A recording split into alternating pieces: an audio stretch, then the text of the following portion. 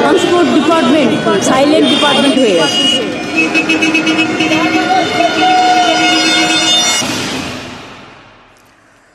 গতকাল দিনভর নিউজ 18 বাংলায় আমরা বাস যন্ত্রণার খবরটা দেখিয়েছিলাম। বিভিন্ন জায়গায় অফিস যাওয়ার সময় ফেরার সময়ের ছবিটা জেলা থেকে কলকাতা সর্বত্র এক ছিল। এবার দেখাবো দূরপাল্লার বাস। গন্তব্য দূরে হলেও ভাড়া তুলনায় কম, পৌঁছে দেবে ঠিক সময়। সরকারি বাস তো এমনই, সেই সরকারি বাসে এখন ঠিক মতো পাওয়া যায় না বলে অভিযোগ। অনেক জায়গায় রুটি উঠে গিয়েছে, ফলে ভোগান্তির এক শেষ।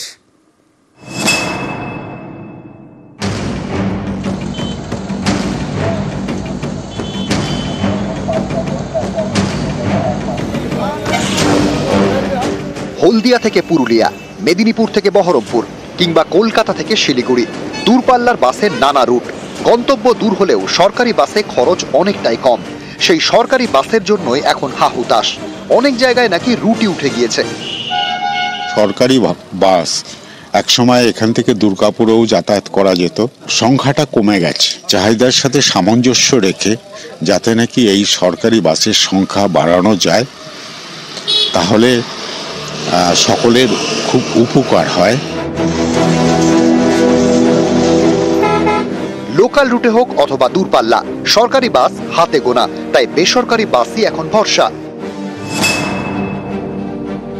জেনারেলি সরকারি বাস খুবই ফুল থাকে, জেনারেলি হয়তো টিকিটসই পাওয়া যায় না, কারণ কি ওনার ক্রেজ বেশি থাকে, এটা ভাড়া বেশি। কিন্তু তাছাড়া যদি আপনি ইকোনমিক্যাল সাইডটা ভাবতে যান, তো যে কেউ নিজের ইকোনমিক্যাল সাইডে যদি অ্যাভেলেবিলিটি পায় সে নিশ্চয়ই ওটাকে অ্যাভেলেবল। রাস্তায় তো সরকারি বাস কম। আমি কলকাতায় যাব, সরকারি বাসে যেতাম, কিন্তু সরকারি বাসে ভাড়াটা কম, কিন্তু পরিষেবা ভালো দিচ্ছে না, তাই জন্য আমরা বেসরকারি বাসেই যাচ্ছি। ভাড়াটা যেহেতু বেশি পড়ে যাচ্ছে আমাদের অনেক। দূরপাল্লা রুটে সরকারি বাসের থেকে বেসরকারি বাসের ভাড়া অনেকটাই বেশি, তাই অনেকেই চান সরকারি বাসে যেতে, কিন্তু অভিযোগ ঠিকমতো পাওয়াই যায় না, ফলে তখন বাধ্য হয়ে বেশি ভাড়া দিয়ে বেসরকারি বাসে যেতে হয়। এ সমস্যা অনেকেরই। এসপ্লানেড কলকাতা ভাড়া দিকে এইটা সুবিধা, স্টেট বাসটা সংখ্যা অনেক কম, লেকিন ভাড়াটা দেখুন, এখানে 450 টাকা, ওখানে 1200 টাকা। আমরা তো দিন মজুরি খাটি।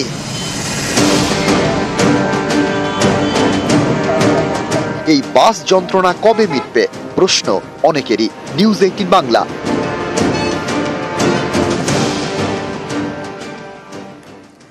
রাস্তায় সরকারি বাস হাতে গোনা, তাই ভরসা বেসরকারি বাস। বেসরকারি বাসে তুলনায় ভাড়া বেশি, তবু বাধ্য হয়ে তাতেই উঠতে হয়।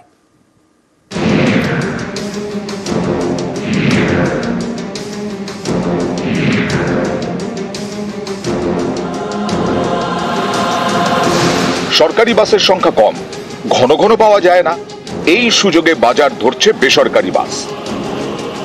সরকারি বাসে দাদা পৌঁছে দেয় শুধু, এরা নিয়ে যায় যত্ন করে, ওই ঝাঁকিয়ে ঝাঁকিয়ে নিয়ে যাওয়া কমফোর্টেবিলিটি একটা ব্যাপার আছে না। এখানে পয়সাও তো আপনার বেশি লাগছে। পয়সা লাগুক বেশি। সরকারি বাসে কি আপনার কমফোর্টেবল নয়? না, কমফোর্টেবল না, কারণ প্রচুর রিস্ক। যেভাবে চালায় তাতে আমাদের ভয় লাগে, মনে হয় নিজেদের ছেলে মেয়েদের নিয়ে যাবো না ওই বাসে। সরকারি বাসের তুলনায় বেসরকারি বাসের ভাড়া বেশি, কোথাও কোথাও কয়েক গুণ বেশি। তারপরেও বেসরকারি বাস যাত্রীদের বড় ভরসা, কারণ সরকারি বাস তো সেভাবে পাওয়াই যায় না বলে অভিযোগ।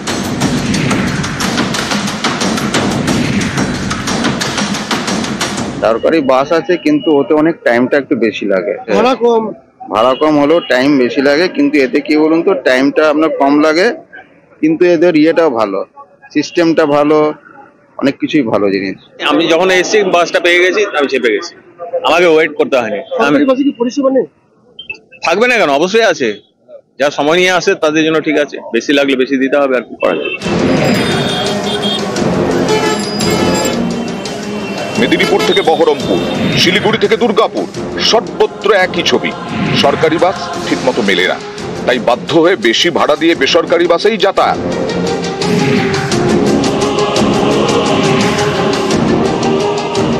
সরকারি বাসে যাতায়াত করি, আগে থেকে কমছে এখন। আগে যেরকম চলতো, বিধাননগর দাঁড়াবে, তারপর সোনাপুর দাঁড়াবে, এখন সব জায়গায় দাঁড়াচ্ছে বাস। তো যাতে যদি 1.5 ঘন্টা রাস্তা, এখন আমাকে লাগছে 2 ঘন্টা। চাই দে সরকারের কাছে যে একটু আমাদের সুবিধা ভালো করে দেয়, যতজন আছে এখানে সবার জন্য একটু ভালো হবে। সরকারি বাস না থাকলে তো বেশিরভাগই বাসে যেতে হয়। ভাড়া কি বেশি লাগে? হ্যাঁ, একটু তাদের একটু বেশি লাগে ওদের। এর সঙ্গে বাড়ুক, অবশ্যই বাড়ুক, ভাড়াটাই ভালো।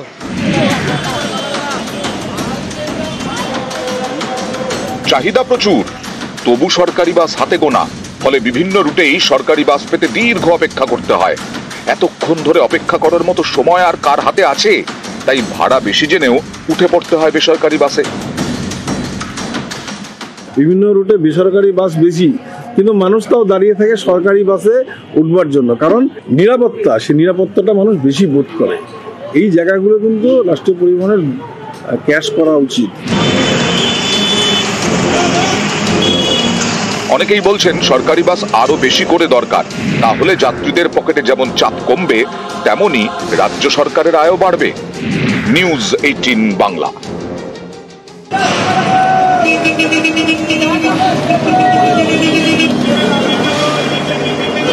ট্রান্সপোর্ট ডিপার্টমেন্ট সাইলেন্ট ডিপার্টমেন্ট হয়ে গেছে।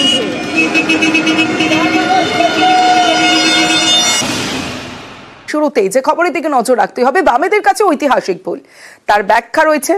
এবার পশ্চিমবঙ্গে আরও এক ঐতিহাসিক রাজনৈতিক ভুলের উল্লেখ হলো। কংগ্রেস থেকে মমতা বন্দ্যোপাধ্যায়কে বহিষ্কারের জন্য আজও কংগ্রেস প্রায়শ্চিত্ত করছে বলে মনে করেন প্রাক্তন সাংসদ প্রদীপ ভট্টাচার্য, তাও আবার সোমেন মিত্রর মূর্তি উন্মোচনের দিনেই। আমরা এক হয়ে লড়াই করব, আমরা মানুষকে ভালোবাসবো। প্রায়শ্চিত্তটা সেই জন্য কংগ্রেস দলকে আজও করতে হচ্ছে। আমি জানি না এই খাত থেকে আমরা কখন কিভাবে উঠে আসব। 1997 সালের ডিসেম্বর, 26 বছর আগের সেই স্মৃতি উস্কে দিলেন কংগ্রেস নেতা প্রদীপ ভট্টাচার্য।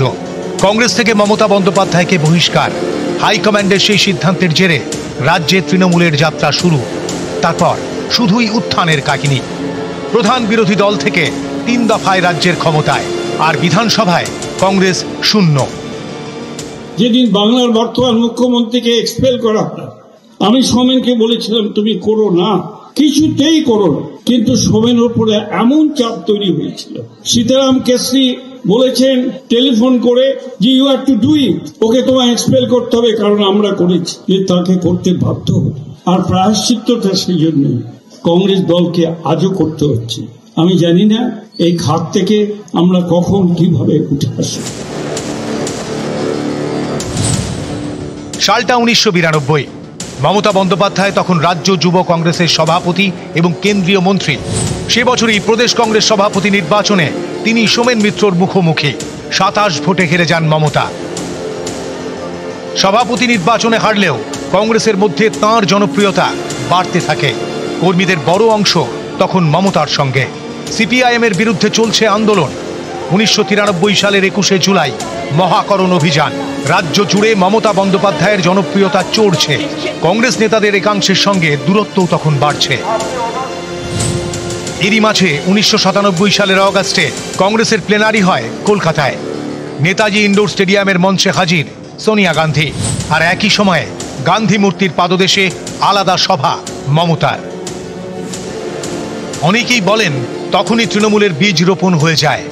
অগাস্টের পর ডিসেম্বরেও একই ঘটনা।